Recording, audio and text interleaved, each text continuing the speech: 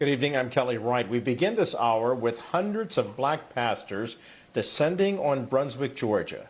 The floodgates opened in a show of support over inflammatory remarks made by defense attorney Kevin Gough. Waves of black pastors from all over the country are converging in Brunswick. Reverend Al Sharpton and Jesse Jackson have been there to show their support, despite daily requests from the defense to bar them from the courtroom. The judge has refused every single objection, and earlier, Sharpton made one thing very clear. They will continue to march together in love and speak truth in the face of injustice. He said no more black pastors. He called them black pastors. He didn't even say he didn't care about white pastors. Well, if you thought one was enough, look at what you brought now. No lawyer can lock us out. Because wherever you are, God is already there. So he wanted to know why I was there last week. I'm here this week. With the same Bible, the same God, for the same parents, and we're going to keep coming till we get justice. The power and prayer of pastors on full display. BNC correspondent Janine Donaldson is live in front of the courthouse with details. Janine? Good evening. Prominent Atlanta pastor Jamal Bryan put out a call to action nationwide, and so many answered that call. More than 500 pastors and members of the community came here to the Glenn County Courthouse energized in the name of justice and prayer and to support the Arbery family. So many faiths were represented here today.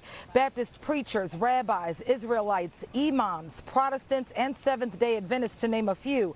Pastors took to the podium calling for justice. Al Sharpton said, "I came to pray, and he," speaking of attorney Kevin Gough, "defiled me." He said when he insulted one, he insulted all of us. If you thought one was enough, look at what you brought now. Martin Luther King III surprised everyone by being here, and he spoke saying, "We're here to lift this family at this most difficult time. It only takes a few good women and men to make change." Reverend Dr. Jamal Bryan, again, who organized the event, said, "We're looking for a miracle and expecting the impossible, and when the verdict comes back, they're going to say, God did that." Now, hundreds also took to the streets marching in the name of justice. They went to the Ahmaud Arbery mural and they took a knee. This has been a very empowering day, and they're hoping that more faith leaders will step out into their communities where things like this are playing out across the nation and help to make change and bring comfort to those families as well. Janine, you had talked about a tale of two pastors yesterday, black and white pastors uniting in this moment. How did that carry forward today?